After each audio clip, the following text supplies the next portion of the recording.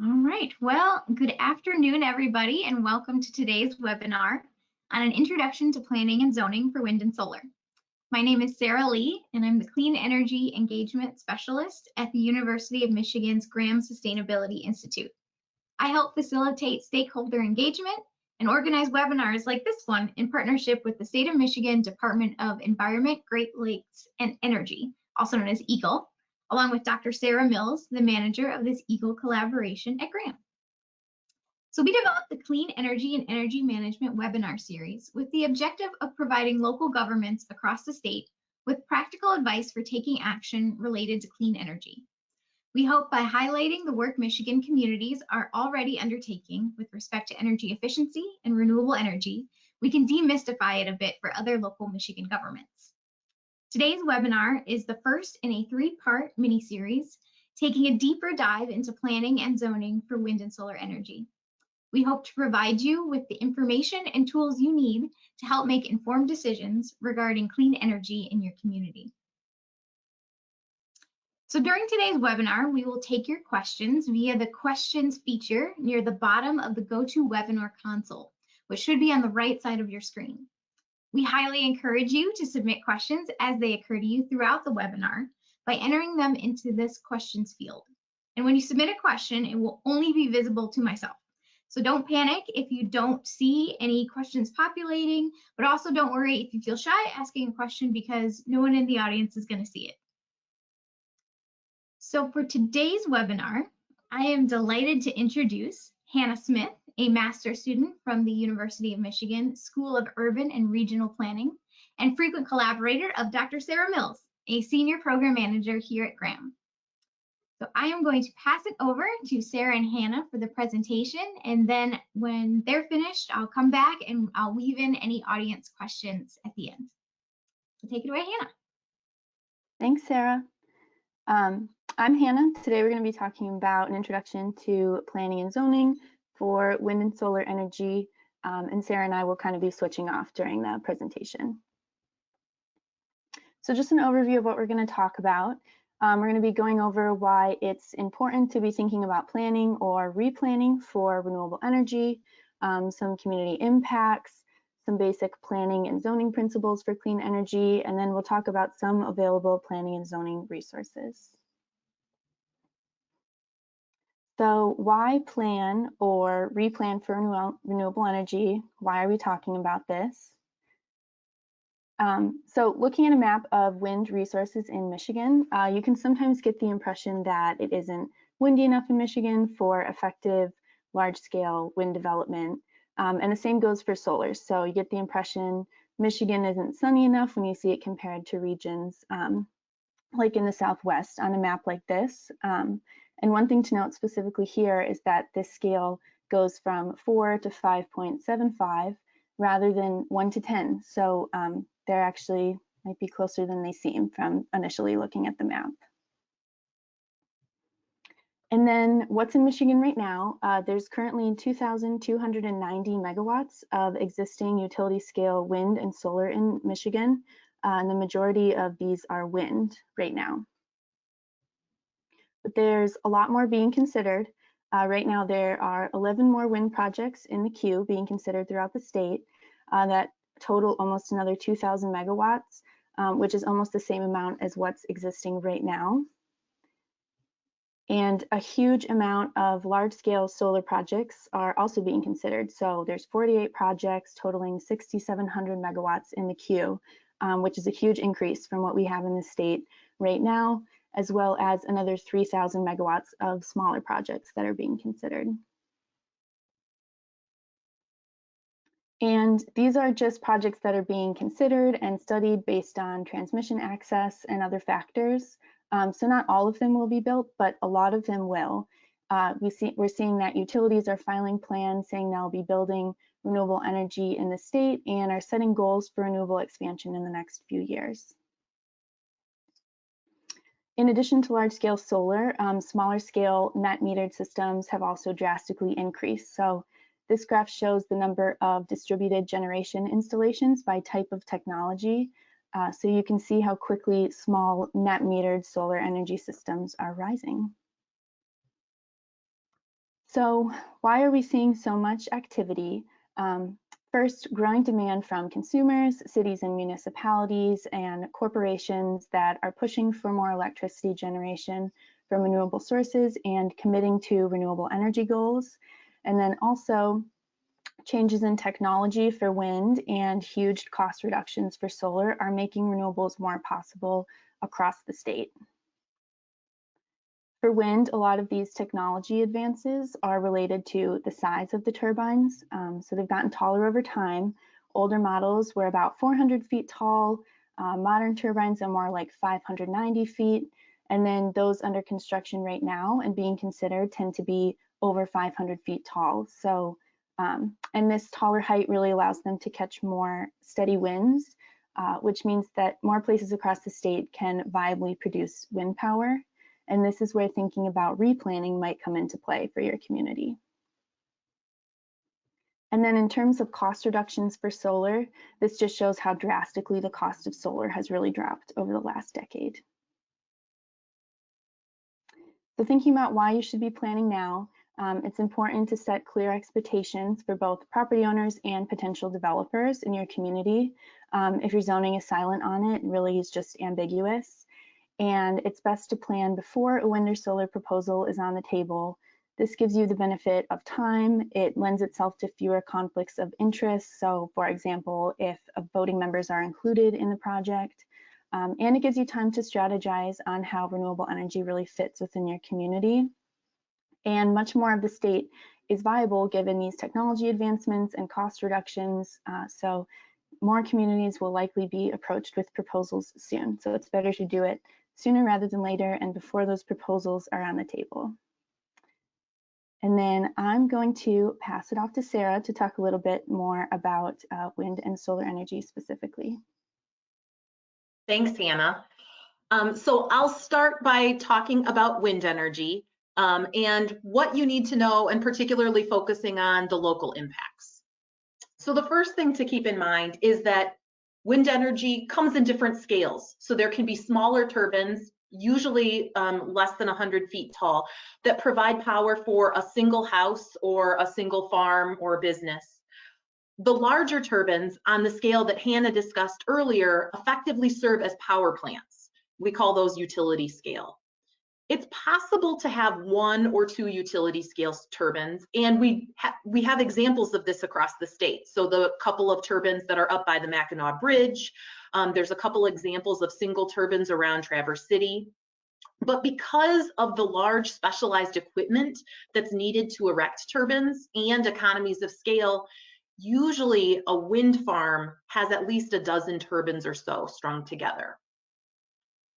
Today, we're going to mostly focus on those utility scale, both wind projects and solar projects, because that's where often there's more concern within the community. But ideally, your zoning ordinance would include both small scale and large scale energy sources. As Hannah mentioned before, these taller turbines mean that more places in the state have ample wind resource. So there's other things that developers are really looking for in terms of choosing between communities. Among them is access to transmission lines. They're also looking to avoid endangered species, and on this map, which you can, this is a model put together by Department of Energy, kind of looking at where there's pulling multiple criteria together to give communities some sense of where there might be development potential for a utility scale project. You'll see that there's a bunch of areas that are marked off as gray. Many of these are urban areas. Typically, turbines aren't sited by urban areas for two reasons. One is that usually local communities have a setback distance that's at least the height of the turbine, and given how tall wind turbines are, most urban communities don't have properties that are large enough to accommodate a turbine. The other reason is that taller buildings or taller structures, cell towers, can interfere with the wind. And so because of just higher buildings around urban areas, often those places are avoided. There are a bunch of global and statewide impacts associated with renewable energy. But I think for planning discussions, it's often helpful to think about what are some of the local impacts. And so I've divided this, I'm going to spend a lot of time on this slide. You can see though that it's divided into the local benefits, the positive impacts, and then some local concerns. On the benefits side, the local impacts and the local benefits are primarily economic. So wind developers typically have leaseholding agreements with the landowners that host wind turbines on their property. A lot of my research based on Michigan wind farms finds that farmers take those revenues that they receive from the wind leases and reinvest them in their property, improving their barns, buying new equipment, maybe adding field tile. So those lease revenues are not only helping that landowner, but they're also often recirculating within the local economy. This guaranteed revenue stream also helps farmers or those leaseholders shore up succession plans.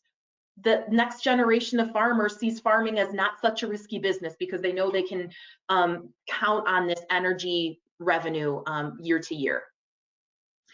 It's also important to note that it's not just farmers who receive these payments. In some of the early wind farms in the state, that was the case, where only people with a wind turbine on their property were compensated.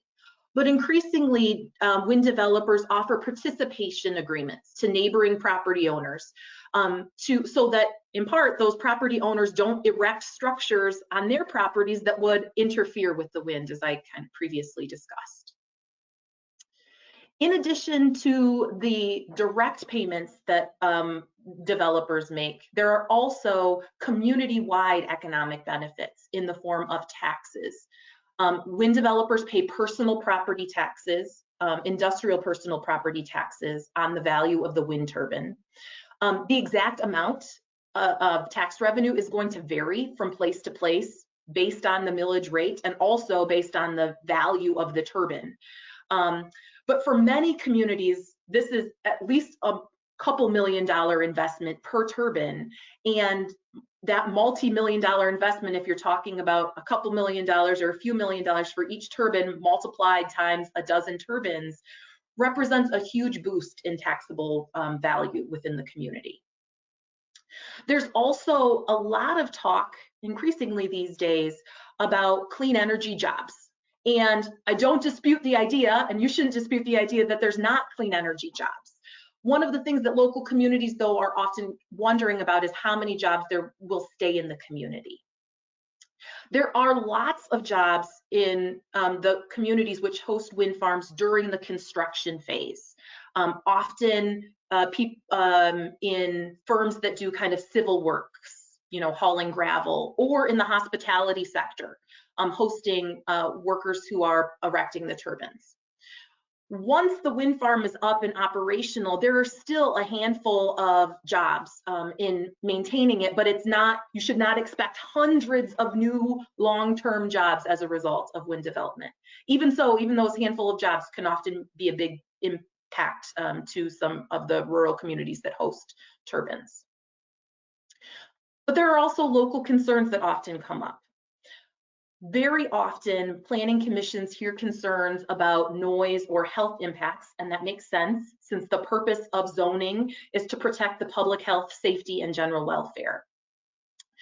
Most of the medical research does not find a direct causal link between wind turbines and the sound or even the flicker associated with them and human health impacts. But there is an increasing amount of research on an indirect link associated with annoyance.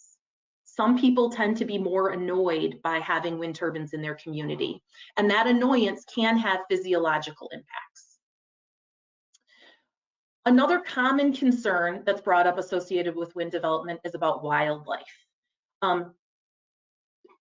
Any kind of construction can lead to impacts during that construction phase, but often there's concern about particularly birds and bats in the long-term operation of a wind farm. The actual impacts are really going to depend on where the turbine is sited and what kind of animals live nearby. Nature organizations like the National Audubon Society have statements that are generally in favor of wind energy, but with the caveat about when it's appropriately sited. And usually some of the least impactful places for siting turbines are on farmland, which is where it's commonly proposed within the state of Michigan. By number, I think some of the biggest concerns about wind energy are about the visual impacts. So these are 500 or 600 foot tall structures, which are really hard to camouflage. The visual impacts are both during the day. Usually ordinance would require, painting them a neutral color so they kind of blend into the background.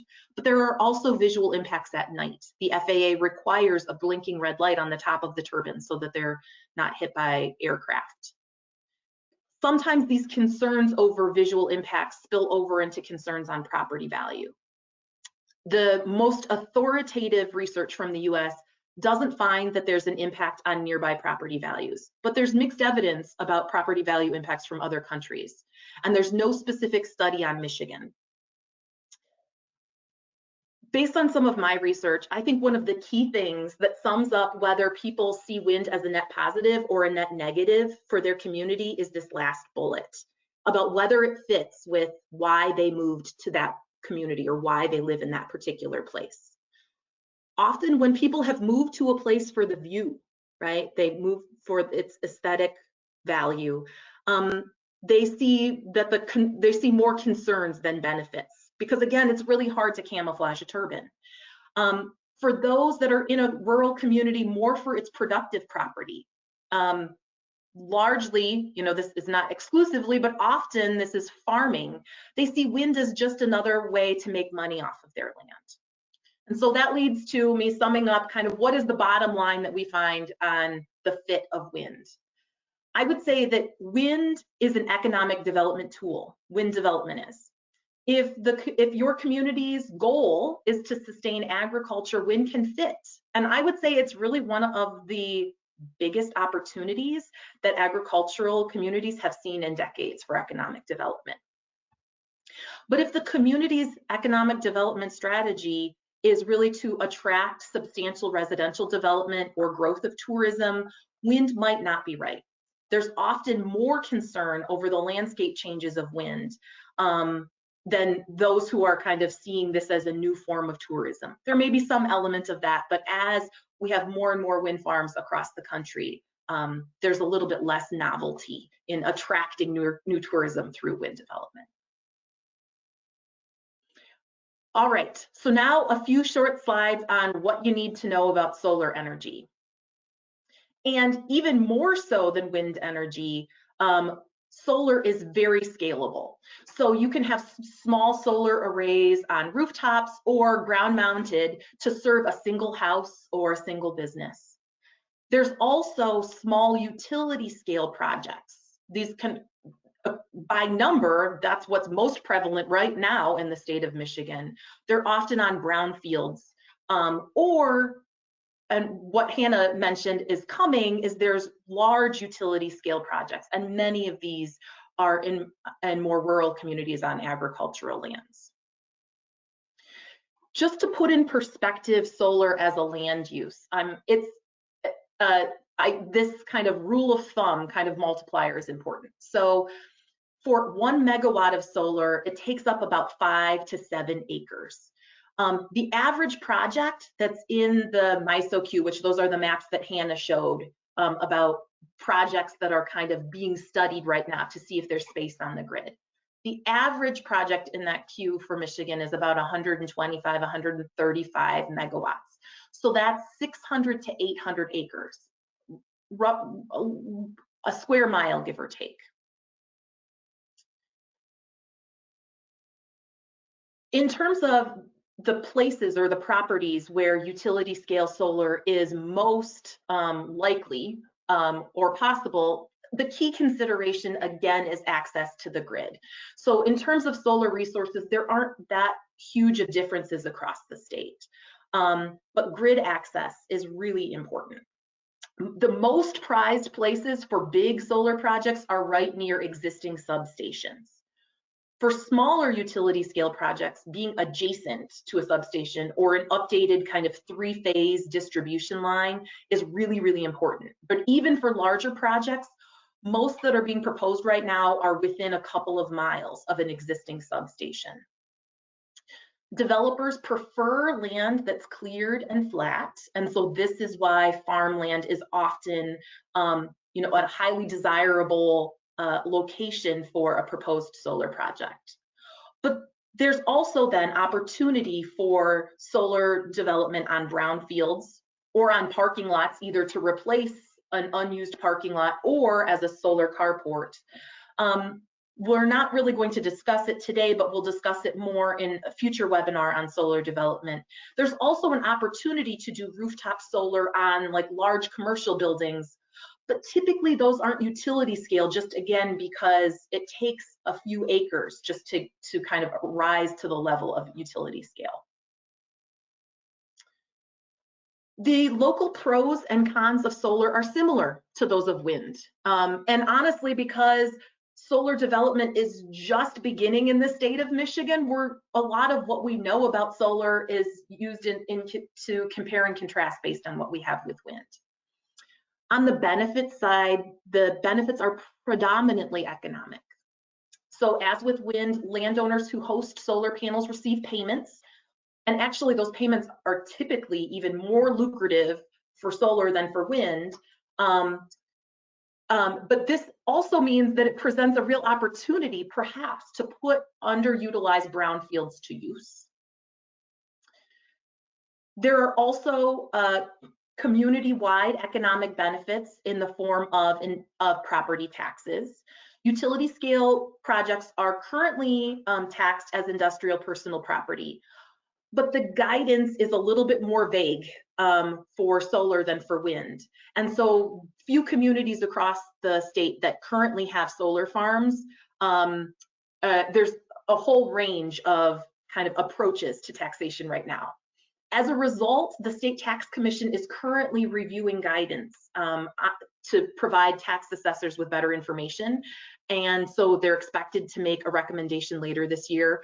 And at that time, it'll be easier for communities to estimate exactly, what are the opportunities property tax-wise associated with solar. In terms of jobs, it's a similar situation to wind energy. There are a bunch of jobs created during construction. There are also a handful of long-term jobs in the host community during the operations phase, largely doing maintenance and also kind of taking care of the ground cover, mowing the lawn underneath. There's some work underway, research underway by the Department of Energy on opportunities to improve water quality and pollinator habitat, but a lot of that depends on what's currently, what the ground management practices are on the land that the project is being proposed on. So the rationale behind this is that most solar projects typically have some kind of vegetative cover underneath them, which can filter stormwater. Whereas if the land that it's being proposed on is, is kind of a more active use, it may not always have that ground cover. It's also possible to plant some ground cover that creates pollinator habitat, but there are some considerations that developers have to take that communities also need to keep in mind. You need to make sure that the solar panels are just a little bit higher so that those plantings don't shade the panels, and think about how to maintain or make sure that those plantings take hold. I would say for urban communities or others that have climate action plans, solar is often the most viable option that can be done within those city boundaries for meeting effectively renewable energy goals. But solar is not without its concern. In terms of wildlife, again, there are certainly impacts on wildlife during the construction phase. The machines that are there to put in the solar panels are certainly going to scare critters away. And whether that rebounds really kind of depends. Much of it may well come back, but if it's critical habitat, those are things that should be considered that may not come back once the solar farm is in operation. There are also often concerns about glare, but solar panels are designed to absorb and not reflect the sun. So usually that's more of a concern that's brought up. When a solar farm is in very close proximity to an airport, a study is often required, and the FAA has guidance for what those studies should include and how to design solar to be compatible with airfields. Similar to wind, there's often concerns about visual impacts. And while, visually, it seems like they may well be just related to kind of drive-by impacts, a lot of these scale, the visual impact concerns scale according to the size of the project. Sometimes those visual impact concerns, increasingly I'm hearing questions about property value studies. Again, there's not very many studies that are available right now. There's a couple that are in the works looking nationally. But a lot of them boil down to, again, this idea of a change in the landscape and linked to why people are living in that community. Given the footprint of a solar farm, there's also some question generally about whether this is a wise use of that land. So on the farmland side, this often comes up when there are proposals for very large solar farms in agricultural areas. But it also comes up in urban areas, particularly when there's demand for that land for other kinds of development. So the bottom line on urban solar and the impacts or what communities might consider is that this is really an opportunity to demonstrate local climate action. And where there is lots of land or little development pressure, solar might actually be a revenue generation opportunity, an economic opportunity for urban governments, both in terms of the lease revenue that's possible, but also associated with the taxation. Generally speaking, it's trickier to develop solar. It's often trickier to develop solar in urban environments because there aren't such large parcels. And so this is something that if you're interested in addressing solar, you may want to talk to the utility or a solar developer more about. The place where urban governments may, think about land use is where there's considerable development pressure. And so limiting greenfield solar might make sense, but there would certainly still be an opportunity for siting solar on brownfields or facilitating siting solar on brownfields. Again, most of the development proposals right now for solar, though, particularly at larger scales, are in rural, more agricultural environments. And just like for wind, solar is an economic development proposal. Where land is of marginal quality, even if it's a very large solar farm, this is a no-brainer. Where the economy is really ag-based and there are lots of prime soils, there often becomes more of a question. What I would say is that I encourage communities to be consistent in thinking about what else they allow in agricultural districts. And also thinking about if they're seeing solar as a short-term or long-term land use, because that's going to translate differently into the sorts of particular zoning regulations that are applied to it.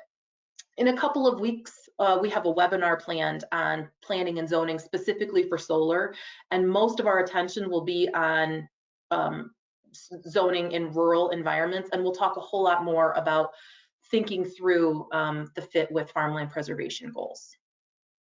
Now, though, I'm going to hand it back over to Hannah to talk in more generally about some core principles for planning and zoning for clean energy and where you can get more access to more resources. Thanks, Sarah. Okay, yeah, so we're going to go over some basic principles for planning and zoning for clean energy. So step one, plan first. It's important to have your planning in place first before you're jumping into zoning for renewable energy. And the first important part of this is thinking about how renewable energy fits into the long-term plan for your community and the goals that you've established or are looking to establish. So for example, clean energy can be compatible with some forms of economic development, but not compatible with others. It can be compatible with some land use goals, and it also can fit in with local climate action plans or sustainability goals that you might have. One thing to note on that is that renewable energy is certainly important for global action on climate, but you also need to consider the local impacts of the systems on your community. And then the other important part of this is determining what kinds of renewable energy and at what scale is a good fit for your community, and also what areas within your jurisdiction are compatible with having clean energy systems. So as Sarah mentioned, there are different levels of renewables, and some might be more appropriate for your community than others. Smaller scale wind and solar that are intended to power a structure on site are typically not as controversial, but really more thought needs to be put towards utility scale systems. And after you've determined the role of renewable energy in your community, the next step is to make your zoning match the planning. So here the specifics are really important, and you're unlikely to satisfy everyone. So for example, if there's a disagreement about how large or small a setback should be, just taking the average of the two won't really satisfy either party and likely won't serve the intention behind the zoning regulation in the first place.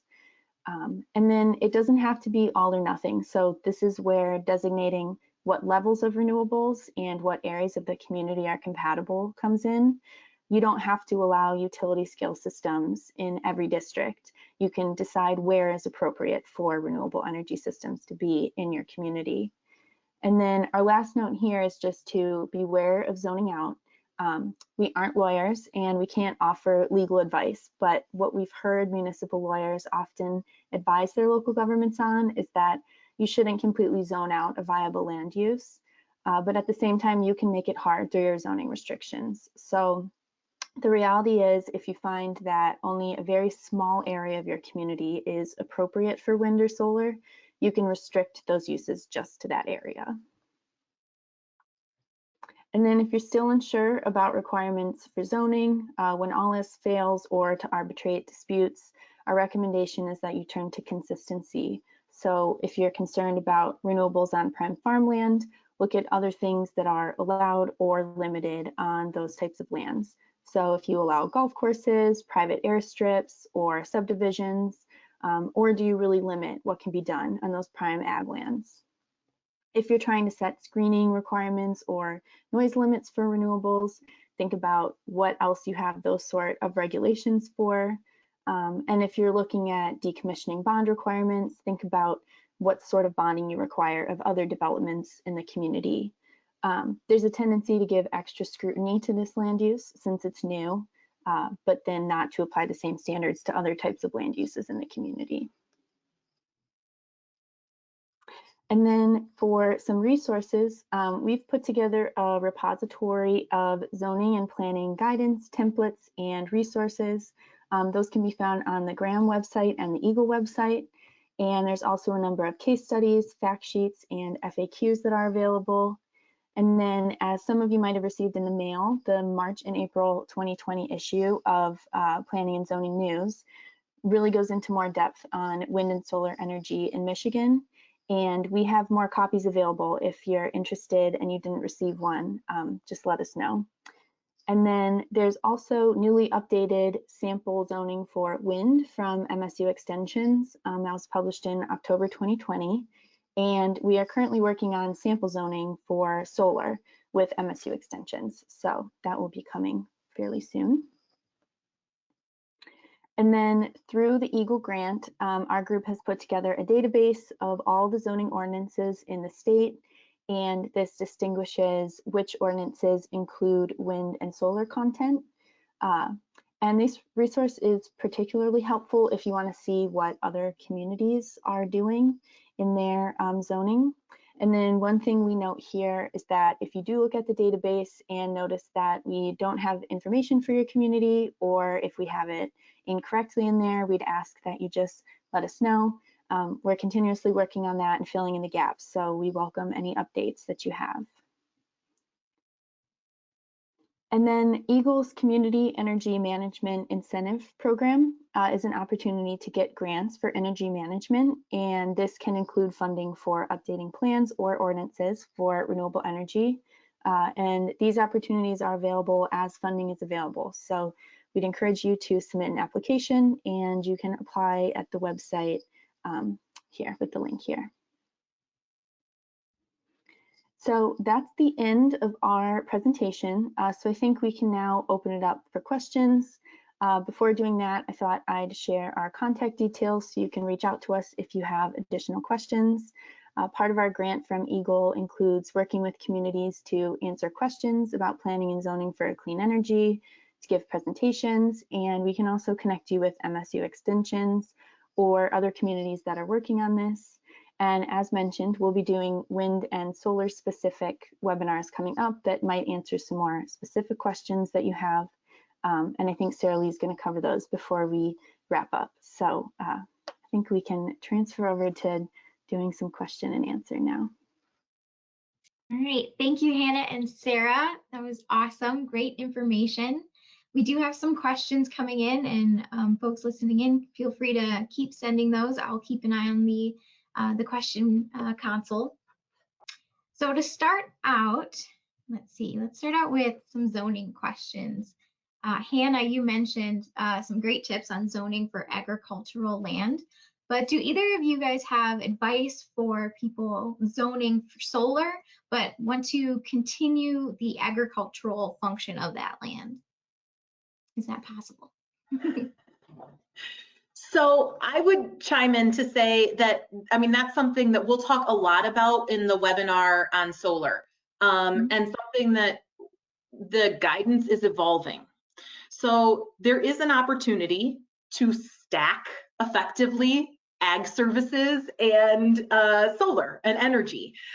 Sometimes, I mean, what's most viable is probably stacking ecosystem services. So some of those ecosystem services that farmland provides. Maybe that's pollinator habitat, maybe it's soil carbon sequestration. There are some opportunities for grazing of like livestock. It's not generally the default though. Like if that's something that is really important for your community, that's and you know, then it's something that generally would need to be required, because that's not typically a developer's default. There's a lot of work right now on figuring out plant species that grow well underneath solar panels. Operationally, like active agriculture, you know, growing things that, you know, are typical, you know, corn and soybeans. Like you can find some pictures about potentials for those to include, but that's definitely not mainstream right now. And so each of those requirements that you might put in, and this is something that, again, Hannah and I are working with colleagues at MSU Extension to pull that information together. There's examples in there of grazing and kind of plantings with pollinators. Each of those requirements, though, you know, may shift the desirability of your community, just like with any other zoning thing, right? Like the more requirements that you put in, that's the developer is going to take that into consideration in picking between communities. So it is possible. It's not the default. If you absolutely want to see ag and solar together, that's something that you would have to require. This is a bit of a tangent, but this is an area that I deal with a lot. We actually just got a grant from the Department of Energy to work with MSU Extension to understand kind of the economic impacts that particularly large-scale solar projects have, both, you know, on what happens when you move from planting 1,200 acres of corn or soybeans to 1,200 acres of solar panels. What's the landowner doing with that revenue that they're receiving? Is it, you know, how is it recirculating in the economy? And so that work just got funded and is getting ready to launch. So we'll have more. Right now, this is all based on our best, the best information that we have, given that we just don't have that many large scale projects in the state right now to see the observables. Okay, awesome, thank you. More on zoning here. Have other communities, or have communities in Michigan started to deal with storage on site, or I mean, should that be included in the zoning ordinance as well? So storage generally refers to energy storage, batteries, right? Like big batteries. When we're talking about utility scale, like these are big batteries, but it's batteries, which largely look like a box. Any other kind of, often they're within a building. Sometimes where there are utility scale batteries that are currently deployed in Michigan, usually in conjunction with solar arrays. It's also possible to put them in conjunction with wind arrays. And so usually where we've seen it so far in ordinances, communities just treat energy storage as accessory to the utility scale solar project. That's actually one of the things that we're working on through this grant. We're looking at providing additional guidance and trying to collect ordinances associated with energy storage, with EVs, and also there's some interest in thinking about microgrids. Like I'll be honest, we're coming up to speed on that, but trying to be proactive. And so if you have more questions about any of those, reach out to us, me. I'm happy to share with you kind of what, point you to the resources that we found. Alrighty. Let's see, sorting through all my questions here. Switching to solar a little bit, can you talk about, so with distributed generation solar project, or solar on the grid here, is there a cap that the state of Michigan has in place for the amount of, solar on the grid? Are we reaching that cap, or what is the the plan on that? I think that question is probably referring to kind of on-site systems. So there's this policy called net metering that effectively lets people who own solar arrays to offset their home or their business energy use to sell excess power back to the grid.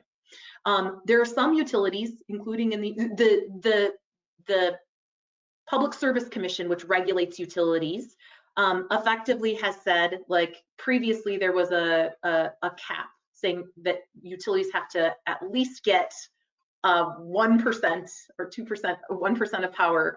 They have to allow at least 1% of customers to participate in this. And some utilities, including in the UP, reach that. The utility can go above and beyond that. And in fact, that happened in the UP. In other utilities territories, they're getting close. Again, as solar becomes more economically viable, more homeowners want to put that on their property. And so in other utility territories, they're very close to that. There's a discussion underway about kind of what the compensation scheme is. So when you sell power back to the grid, how much are you compensated? And part of that discussion is also like, what percent of customers does this apply to? That doesn't necessarily that's important context to know as you're thinking about the planning and zoning associated with it. But that's specific to kind of smaller scale systems that, again, from a planning perspective, are really accessory. Like they are going first to power the needs of the building that's on that property. Okay, thank you. So switching a little bit more to a wind specific question. So a lot of people are seeing, wind turbines popping up on farmland, which is awesome to see. And a lot of people are saying that they're interested in that. So if you are a landowner and a farmer and you're interested in erecting a turbine in your property, how would you go about do that as a landowner as opposed to a like a government official? Like, can you get that going in your community? That's a really good question too. So Again, if what you're looking for is offsetting your own energy use, then contacting someone who does like smaller scale wind energy systems, the Great Lakes Renewable Energy Association, GLREA, has a list of members that effectively do kind of residential scale or farm scale projects. If what you want to do is offer up your land for a wind farm, the first thing that's really important is that you've got a lot of land. Like wind farms often span thousands of acres, tens of thousands of acres. So typically, like, you need to also get your neighbors on board, and have the other thing that's going to be really important is that your local government has a zoning ordinance that allows it, because that's one of the key considerations that a developer is going to give to your property versus the other options. If you are like, usually, again, I work with the local government, not with the individual landowner. So I don't have a list of names to say, like, contact this developer to offer up your property. But if you send me an email, I can try to brainstorm. Again, GLREA might be a good place to start. Contacting your utility might be a place to start. There are examples, there's not tons of examples from Michigan, but there's definitely examples from other parts of kind of the wind belt of effectively neighbors banding together, right, and aggregating properties to make a wind developer's job really easy, right? If you're saying, like, we all want wind projects here, and look at these 20,000 acres that we have, and we know that we're near transmission, and we've got a local government, like the township's on board. There are some examples of that, and that might certainly get the attention of a developer, but I feel like that's not super, super common. Okay, so similar, piggybacking off of that, I'm not sure if it's too far outside of the scope here, but if you want to get your neighbors involved, do you have suggestions for or resources for developing participation agreements with neighbors? I do not, but I know that there's a couple of projects that do, and this might also be something that that other extension, like, I'm not sure that MSU Extension has example participation agreements, but there may be within the network of land grant institutions some of those. Again, apologies, though, like, the focus of the work that we're doing with Eagle is really kind of on the local government side.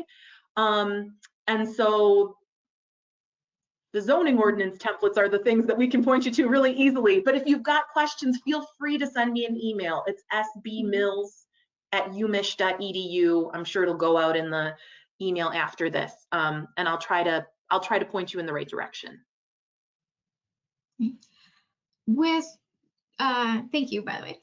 With turbines, if you don't have a large amount of land in your area, if you're more of a city or a suburban area, maybe, could you use smaller turbines, maybe on taller buildings, to help generate clean energy that way?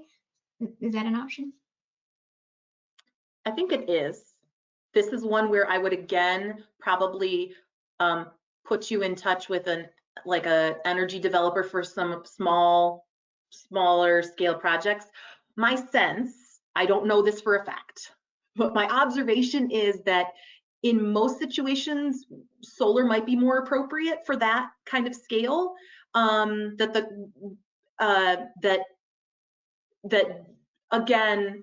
there's just a step change between, like, small scale turbines and large scale turbines, and that for a number of reasons, the engineering in solar might be easier. But you should, if you're interested, if, like, solar's not an option where you are, and you think wind might be, then this is something where the list of members from GLREA, they've got a contact list right up on their website, might be the right, I would send you there to get those questions answered. Let's see here. What else?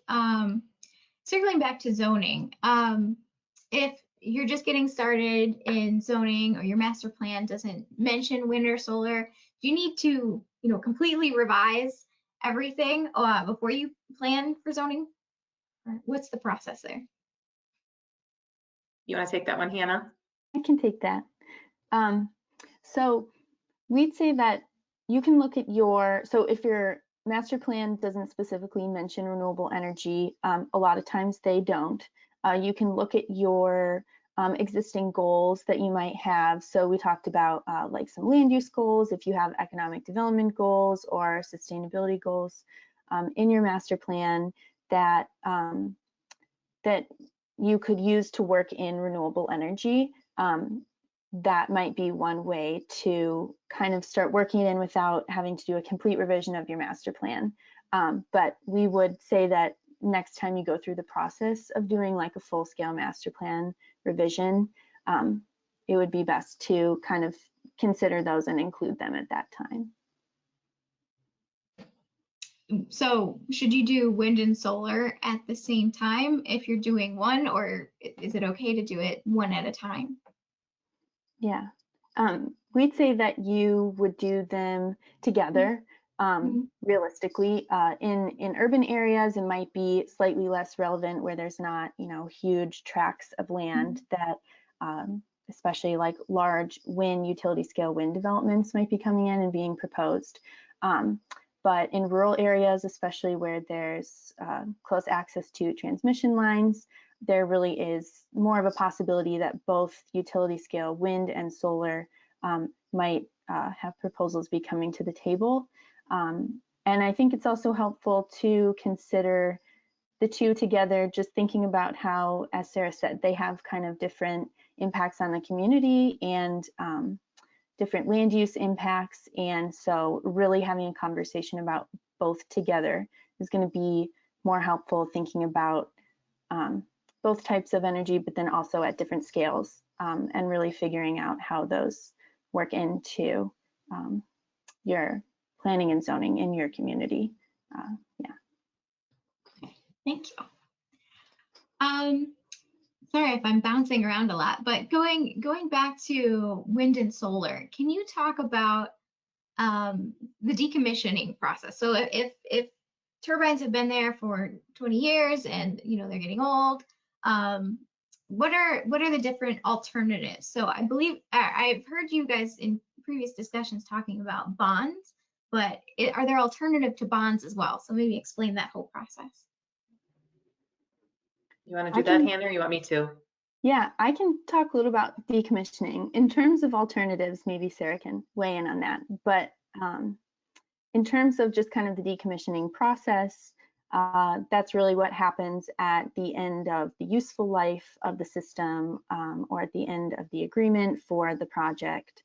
And often the landowner lease agreements will have some type of plan for what's going to happen at end of life worked into that. But from a local government perspective, it's common that governments require a decommissioning plan that is approved at the time of the site plan approval. And that usually includes the estimated cost of decommissioning, details on the process, so how the equipment will be removed and the site will be restored. And then along with that, it's common to require a financial guarantee or some type of surety bond to ensure that the project is going to be decommissioned. And usually we'd say that there's a periodic review with that, like every 3 to 5 years of that cost. But in terms of alternatives, Sarah, do you have more to say on that? Well, I think that this is like, we're just getting to this point. The oldest wind turbines in the state are just over 12 years old, or I guess it's 13 years now. 2020 was a crazy year. So they're about halfway through their life, and decommissioning is actually taking them down. The other option that is starting to be seen in other parts of the country is repowering, where the turbines are replaced, effectively the top's taken off. Sometimes, depending on like the structure of the foundation, if it's big enough to accommodate newer technology, maybe that's reused. Sometimes it's kind of a new turbine put in the same place. what that looks like in terms of zoning language is still unknown. Hannah actually was digging into that, and like there's a lot of states with more experience than ours, but there's not great guidance right now, to be really honest. But I have recently gotten an email chain with the Department of Energy pulling together all of the information that they have. So if this is something that's relevant in your community, please feel free to contact me. But I want to say, like, whether a project is repowered, so still a turbine, but like effectively new equipment, or it's decommissioned and taken down entirely. I mean, some of this is driven by the local government policies, but it also requires the leaseholder's agreement. Usually these leases are for a set term, 20 or 30 years, sometimes with options to renew, but there's nothing that's holding the landowner to renew that necessarily. And so, you know, it's going to be a decision also among the property owner about whether they want they still want the turbines on their property or not. Like, again, they're with both the developer and the leaseholder are held to the terms of those lease agreements or those easement agreements. I want, like, sometimes that gets confusing because for some energy infrastructure, there's less choice in all of these situations. When we're talking about solar panels or we're talking about wind turbines, like, the developer has to find a willing landowner to offer up their property. It doesn't happen otherwise. And they also have to get the agreement from the state, and they need to get it interconnected into the grid. So there's a whole bunch of things that kind of line up. The role that local governments play is one very important piece, but just one piece of a lot of pieces that need to come into play. All right, thank you. With wind and solar, you know, we live in Michigan. We get a lot of snow and rain and all sorts of weather. Is it economical to have wind and solar in your community if you're, you know, in a snowfall zone like us? I imagine yes, since there are a lot. But yes, I mean, this is among the reasons, right, that that both DTE and Consumers Energy, right, the two biggest utilities, are saying, like, their plans are increasingly going towards renewables. Like, this is an economical option. Mm-hmm. For wind turbines, like, a lot of people are talking about kind of the winter weather in Texas and what it did to electricity grid. What's different about the wind turbines that get built in Michigan is that they're built for the winter weather. So effectively, they're built to handle ice. And so that's one thing. Solar panels, so in terms of, like, do they operate with snow on them? Not so much, but there's a lot of solar panels that actually are now bifacial, which means that they make power production both on the top and on the bottom side. And there's research underway right now about how much power those solar panels can produce in the wintertime with snow reflecting off of them. So the underside of the panels effectively.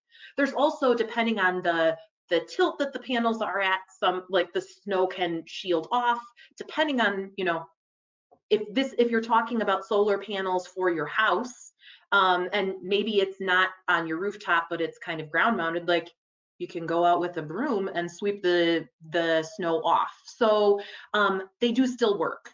It is still economical. Honestly, a lot of our power plants are designed for our peak loads. Our peak loads, where we need the most electricity, right now in Michigan, is often during the summertime. And so, like, it's really important to have those solar panels on the grid to accommodate us during the summertime for those peak loads. So yes, it does make sense in Michigan. And the evidence that I would point to, just coming full circle, is really the utility policies that are really calling for it. Awesome, thanks. I guess real quick, one more question before we wrap up. Back to zoning, when your communities are writing their policies, do you guys have any example language on what to include in your policies? What are the resources that are out there? I can answer that one. So we have a bunch of resources on the Eagle website and the Graham website that have point to external resources in terms of, like, planning and zoning language. that address both large scale and small scale. In terms of utility scale systems, the wind ordinance from MSU Extensions, and then the one that's coming on solar might be particularly helpful.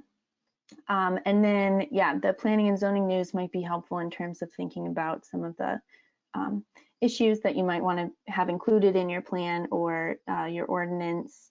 And then we have our 2 upcoming webinars that will really focus more specifically on, first on wind, the second on solar, and will include some specific zoning guidance and language in those 2.